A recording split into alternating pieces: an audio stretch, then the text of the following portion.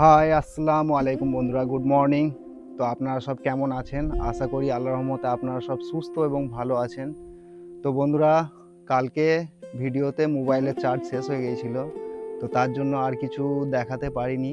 আজকে খুব ভালো লাগছে, কারণ এতদিন ভাই আর আব্বা বাড়িতে ছিল না, তো এরপর বাড়িতে সবাই একসাথে খুব ভালো লাগছে।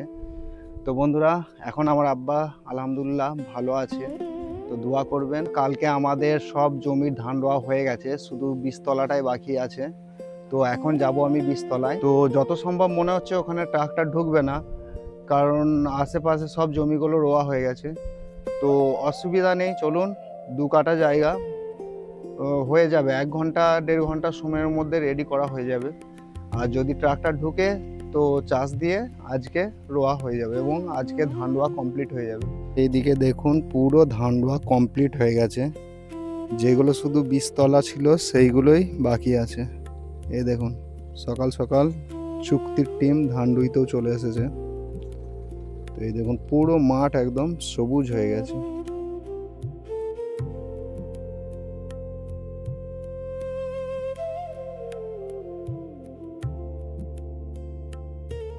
বীজতলাটা বাকি রয়েছে, আজকে চারদিকটা এই দেখুন পরিষ্কার করলাম। তো কালকে সকালে ট্রাক্টর আসবে, কালকে ইনশাল্লাহ সমস্ত রোয়া কমপ্লিট হয়ে যাবে। তো এই দেখুন, তো এখন সকালে এসে মানে বীজতলাটাই রেডি করলাম। ভীষণ গরম আজকে, মানে গুমসুনি গরম, না হাওয়া চলছে না কিছু। মাছ ধরা চলছে, একদিকে চাষ দেওয়া হচ্ছে আর একদিকে মাছ ধরা চলছে।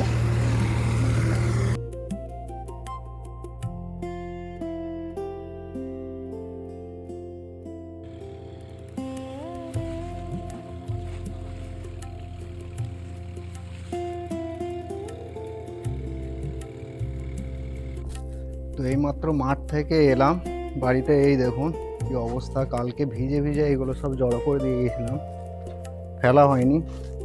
তো আজকে দেখুন আবার কত পেয়ারা পড়েছে। তো আপনারা ভাববেন যে এই পেয়ারাগুলো ভালো, ভালো নয় এগুলো। অ্যাকচুয়ালি এই যে দেখুন সব পোকা ধরে গেছে।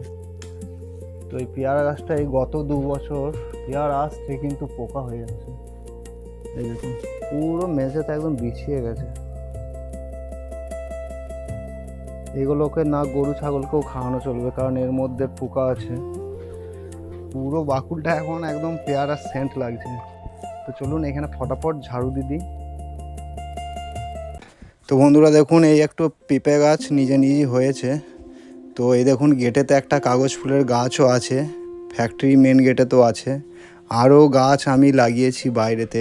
এই দেখুন, এখানে আম গাছ আছে, সুপারি গাছ আছে, একটা কাগজি লেবু গাছ আছে, আর একটা নারকেল গাছও আছে।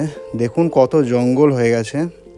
তো ভাবছি এই ধান রোয়া তো হয়ে গেল, তো যখন ধানে ওষুধ দেবো তখন স্প্রে করে দেবো, ঘাস মরা ওষুধ দিয়ে দেবো। না থাকার কারণে দেখুন কত জঙ্গল হয়ে গেছে বাইরেটা। এই রাস্তাটা গেছে একদম সিনেমাতলায়। এই জায়গাটা কোন জায়গা নিশ্চয়ই চিনতে পারছেন, এটা হচ্ছে হসপিটাল।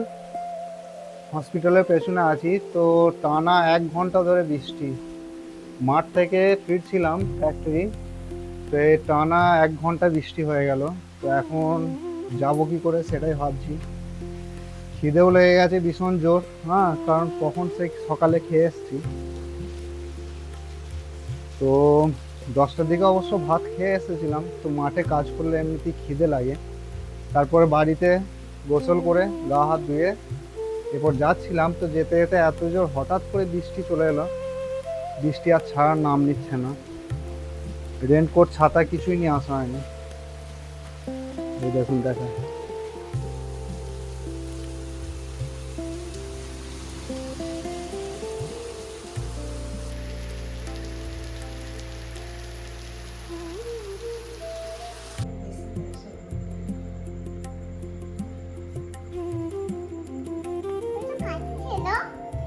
হ্যাঁ এটা কি বানিয়েছে রাজু?